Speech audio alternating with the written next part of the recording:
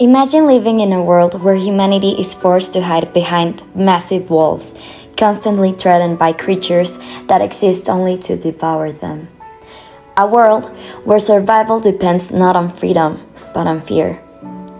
Now, imagine discovering that those creatures are not the true enemy, but rather a reflection of humanity itself.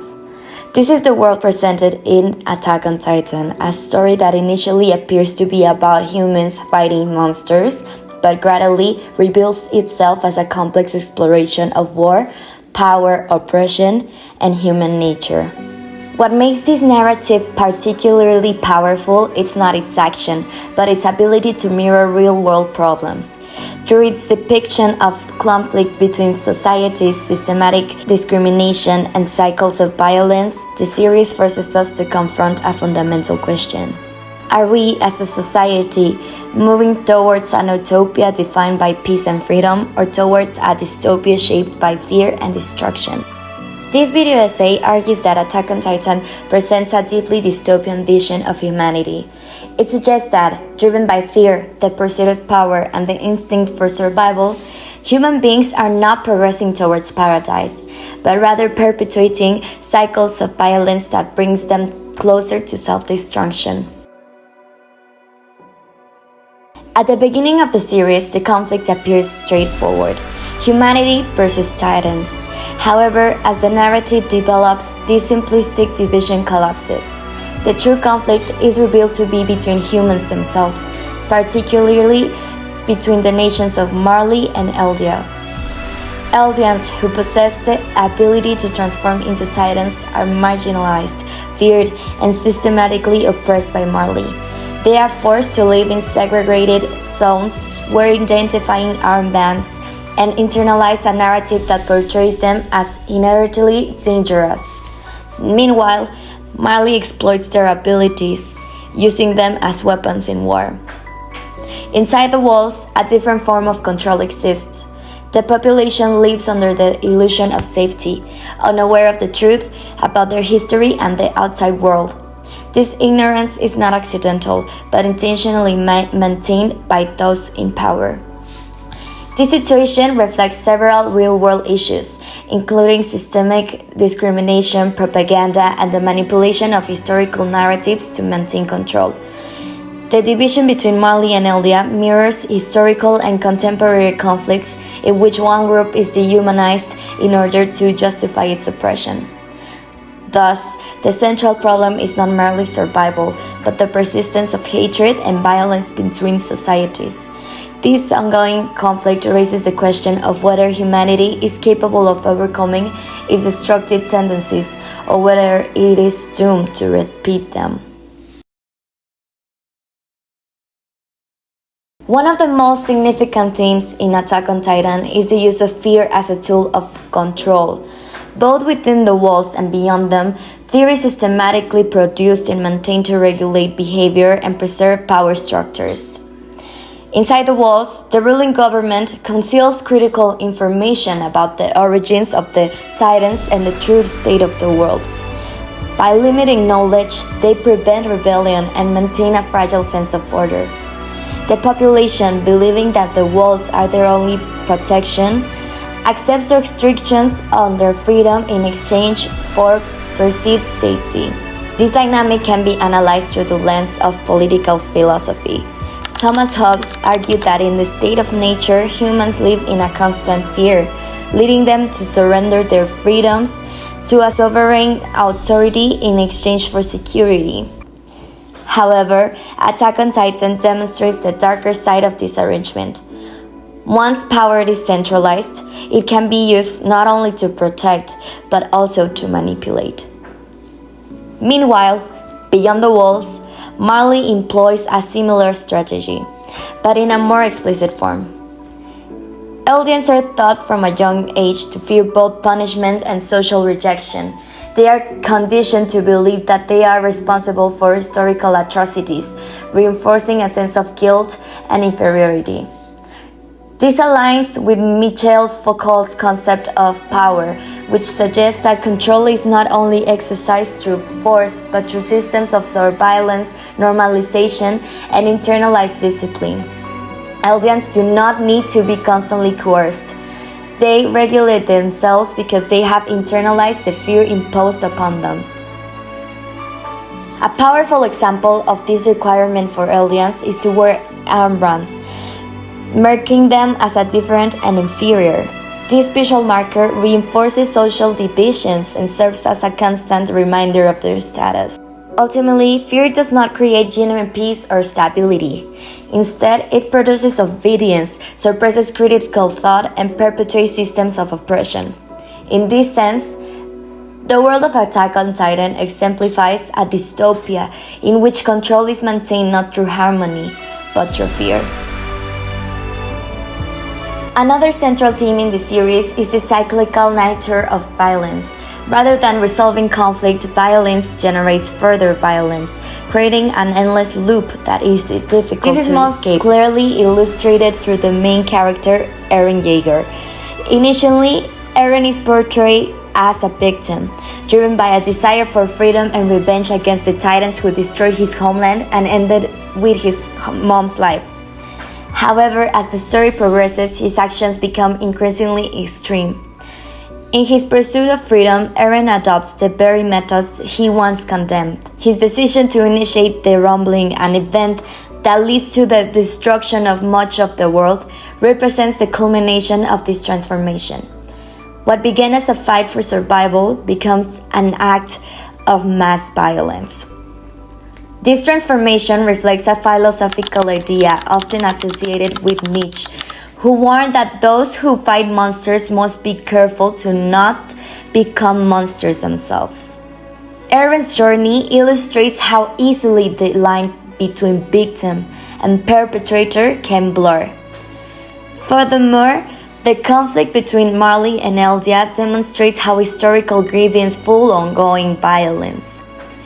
Each side justifies its actions by reversing past injustice, creating a narrative in which retaliation is seen as unnecessary and justified. This dynamic highlights a fundamental problem. When violence is used as a solution, it rarely solves the underlying issues.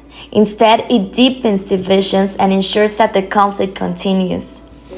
Thus, Attack on Titan suggests that as long as humanity relies on the violence to achieve its goals, it will remain trapped in a cycle of destruction. This reinforces the idea that the world depicted in the series is not moving towards an utopia, but moving towards a perpetuation of suffering. 私はこの地を恨みました。他の誰よりもエルディア人の根絶を願いました。私は死にたくありません。それは私がこの世に生まれてきてしまったからです。我々は国も人種も異なる者同士です。しかし強大な敵を前にした今こそ一つになる時なのです。だから今死にたくない者は力を貸してほしい。どうか一緒に未来を生きてほしい。皆で力を合わせればどんな困難も乗り越えていけるはずです。私ビリー・タイマーはマーレ政府特使として今ここに宣言します。俺は進み続ける。敵を駆逐するまで。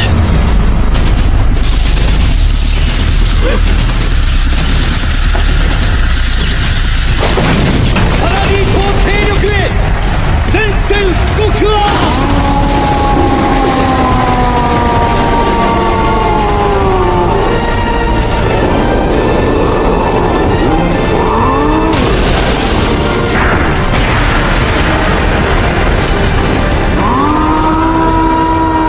Freedom is one of the most important and complex themes in Attack on Titan. Many characters, particularly Eren, are motivated by a desire to be free. However, the series ultimately questions whether true freedom is achievable. Eren repeatedly expresses his determination to move forward and eliminate his enemies in order to secure freedom. However, as the narrative unfolds, it becomes clear that his actions are influenced by forces beyond his control, including inherited memories and predetermined events. This raises the philosophical question of determinism versus free will. If Eren's choices are shaped by factors he cannot control, can he truly be considered free? Additionally, the walls themselves serve as a powerful symbol. They are presented as a means of form of protection, creating a space in which humanity can survive. However, they also function as a barrier that limits knowledge and restricts movement. In this sense, the walls represent a false form of paradise. The inhabitants believe that they are safe and free, but in reality, they are confined and being controlled. Their understanding of the world is incomplete, and their sense of security is based on an illusion. This idea can be extended to a broader society. What individuals perceive as freedom may, in fact, be shaped by external influences such as culture, politics, and social structures. Therefore, Attack on Titan challenges the notion that humanity is progressing towards a state of true freedom. Instead, it suggests that what is often considered freedom may be limited, conditional, or even illusory. それを見た者は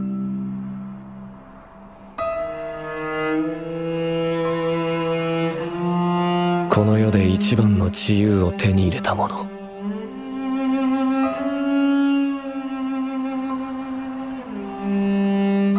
これが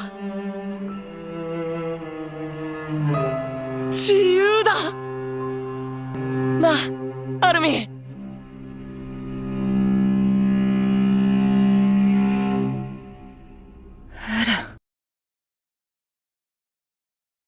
Despite its predominantly dark themes, Attack on Titan does not present a completely hopeless vision. There are moments and characters that suggest the possibility of a different path. Characters such as Armin Arlet represent alternatives to the cycle of violence. Rather than seeking domination or revenge, they emphasize understanding, empathy, and the value of human life. Armin, in particular, believes that meaningful change requires sacrifice, but not the abandonment of moral principles. His approach contrasts with Eren's, highlighting the tension between achieving goals and preserving humanity. These perspectives suggest that while the world of Attack on Titan is deeply flawed, it is not beyond redemption. The possibility of peace exists, but it requires conscious effort and a willingness to break away from established patterns of behavior. However, the fragility of this hope is significant. It is easily overshadowed by fear, hatred, and the desire for power. As a result, the series presents hope not as a guaranteed outcome, but as a difficult and uncertain choice.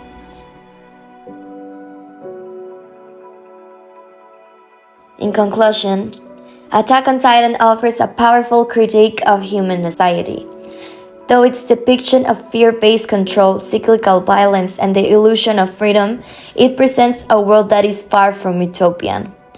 The series suggests that humanity possesses the capacity for both creation and destruction. However, when driven by fear and the pursuit of power, it tends to gravitate towards conflict and self-destruction.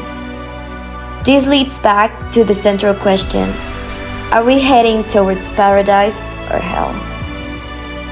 The answer, according to Attack on Titan, depends on the choices we make. If we continue to justify violence, maintain divisions, and allow fear to dictate our reactions, we risk repeating the same patterns that define the series. In that sense, the dystopia depicted in the story is not entirely fictional. It serves as a warning, urging us to reflect on our own world and consider whether we are truly progressing or simply moving in circles. Perhaps the most unsettling idea presented by Attack on Titan is this: the greatest threat to humanity has never been monsters, but humanity itself.